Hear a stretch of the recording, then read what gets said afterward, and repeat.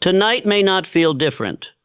You will lie down as you always have, thinking as you always think. But what if the thoughts you carry into sleep are deciding your future in silence? And what if this is the moment everything begins to change without effort? There is a period in your life you have never been taught to control. Not your mornings, not your work, not your actions in the visible world. Something quieter, more powerful, more consistent. The final moments before you fall asleep. You have treated them as nothing, a fading of awareness, a passive drift into rest, a closing of the day. But that assumption has cost you more than you realize. Because what happens in those moments does not end when you sleep. It begins. Your mind does not stop. It does not rest. It does not go silent. It continues, but without your conscious interference. And what it continues with is what you carried into it. And what it continues with, unfinished thoughts, unresolved fears, repeated doubts, quiet frustrations you never addressed. You may believe these are temporary, that they disappear when you close your eyes, but they do not disappear. They deepen. They become instructions. There is a reason certain patterns repeat in your life, a reason certain fears return without invitation, a reason your confidence rises, then quietly collapses, and that reason does not begin in your actions. It begins in your unguarded moments. Moments like this, right before sleep, your mind becomes highly receptive, not selective, not protective, receptive. It accepts what you feed it, without argument, without resistance, without judgment. And what it accepts, it begins to organize around, silently, consistently, precisely. This is where most people lose control of their lives without ever realizing it, because they allow their final thoughts of the day to be random, unstructured, unchallenged. They carry worry into sleep and wake up with tension. They carry doubt into sleep and wake up with hesitation. They carry limitation into sleep and wake up unchanged. And they repeat this cycle every night. This is not rest. This is reinforcement. You are not recovering while you sleep. You are being programmed. And the most dangerous part, you are the one doing the programming without awareness. Consider this carefully. If every night you allow uncertainty to settle in your mind, what do you expect your actions to reflect the next day? If every night you revisit fear, what do you expect your decisions to align with?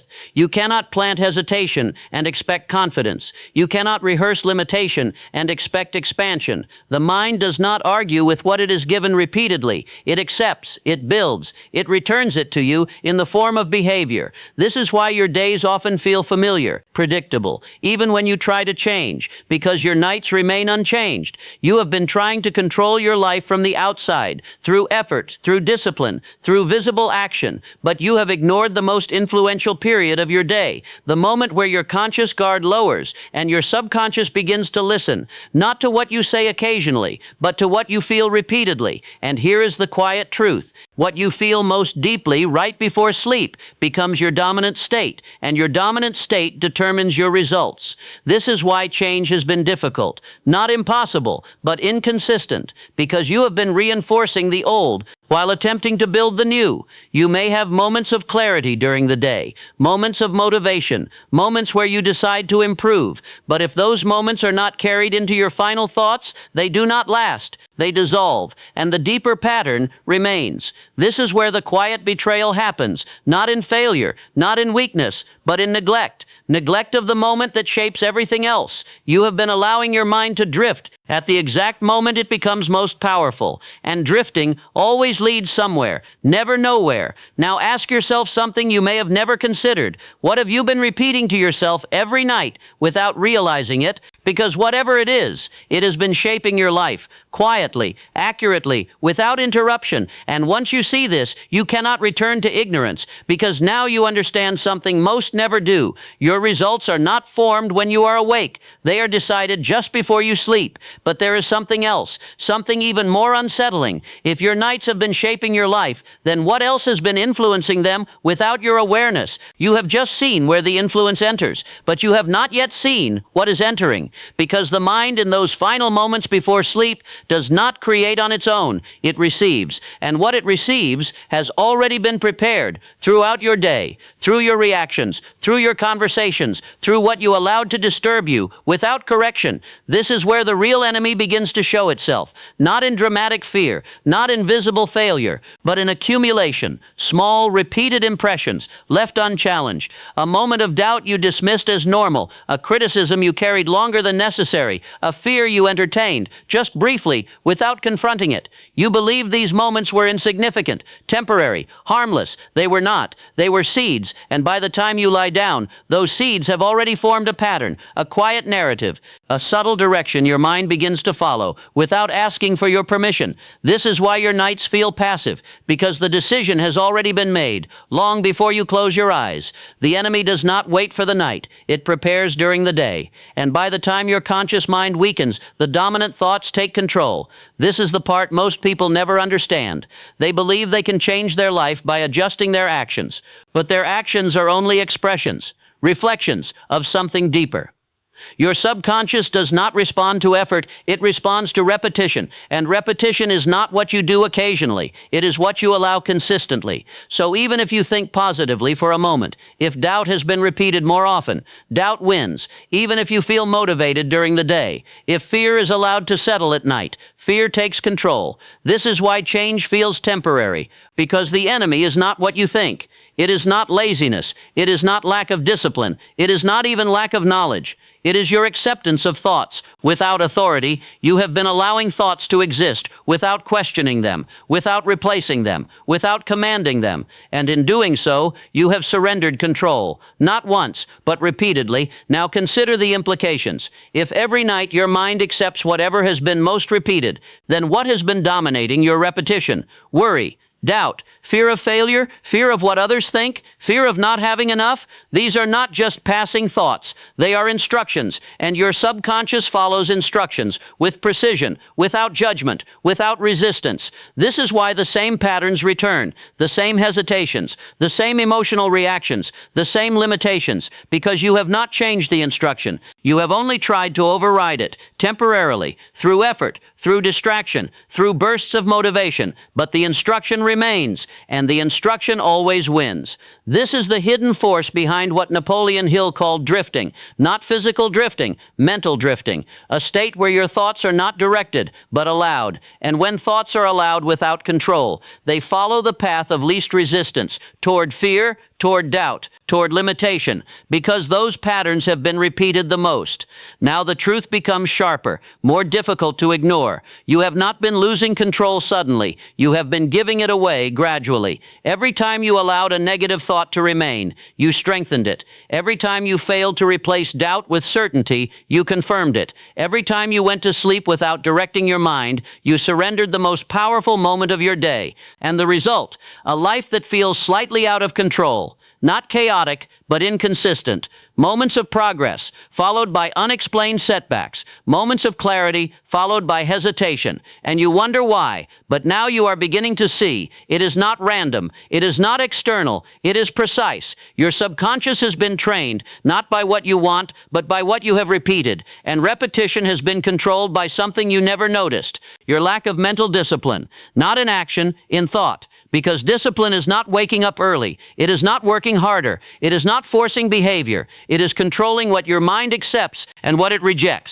And until that control is established, nothing remains stable. You may improve for a time. You may feel stronger, more focused, more determined. But if the dominant thoughts are not replaced, they return. Always. This is why most people never escape their patterns. Not because they cannot, but because they never identify the true enemy. They fight circumstances. They adjust actions. They seek new methods, while the real controller remains untouched. Now you stand in a different position because you have seen it, not completely, but enough to realize something critical. If your nights are controlled by what you repeat, then your life is controlled by what you allow. And that means control is possible, but only if something changes, something precise, something deliberate, because awareness alone is not enough.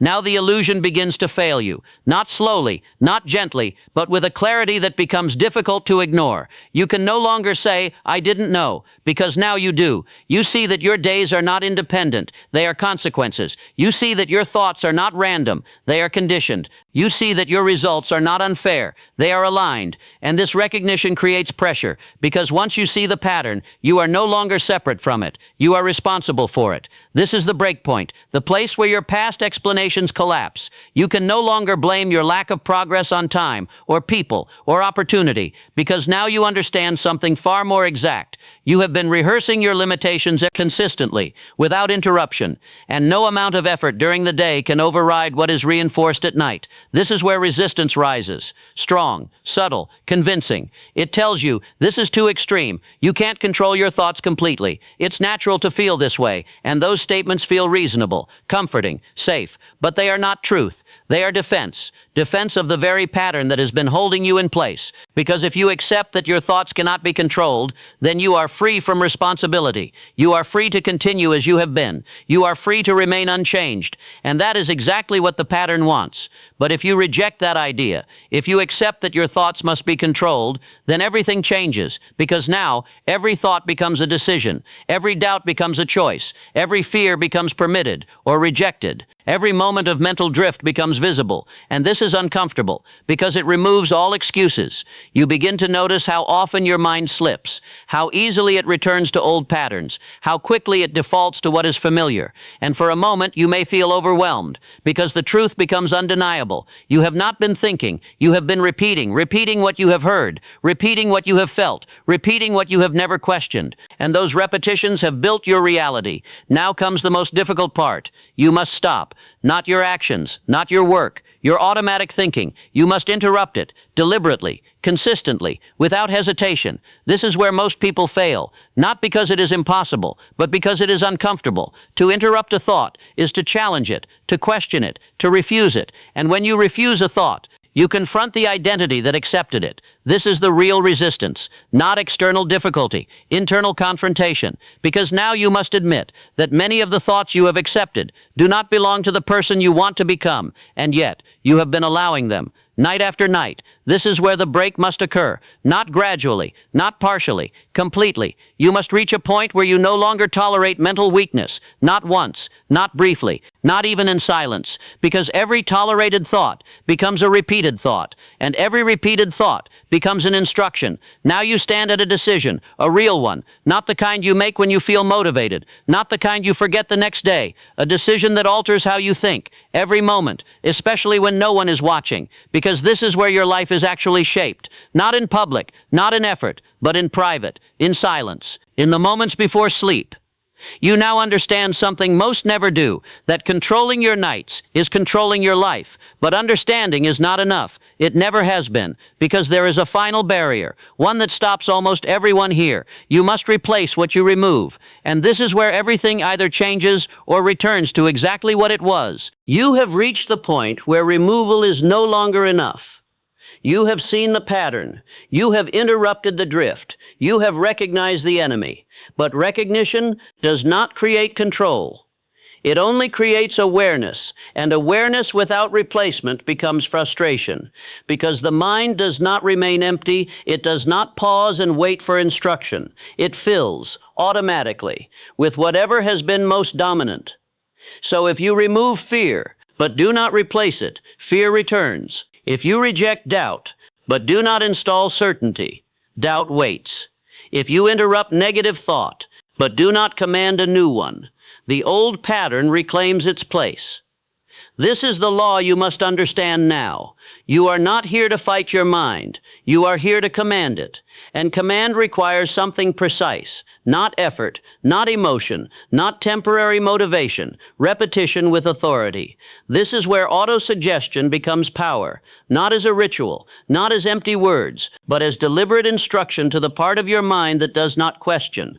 You have already been using this principle, unconsciously. Every time you told yourself, "I'm tired," your body obeyed. Every time time you thought, this is difficult, your resistance increased. Every time you repeated, I'm not ready, you remained still. These were not observations, they were commands, and your mind executed them, without hesitation, without resistance. Now you must reverse the process, not casually, not occasionally, relentlessly, especially at night, because that is when the conscious guard lowers, when the subconscious listens without argument, when repetition becomes identity. You must decide, before sleep, what your mind will accept, not what you hope it accepts, what you command it to accept. This is where most fail, because they approach this moment passively. They lie down and allow whatever thoughts appear to remain.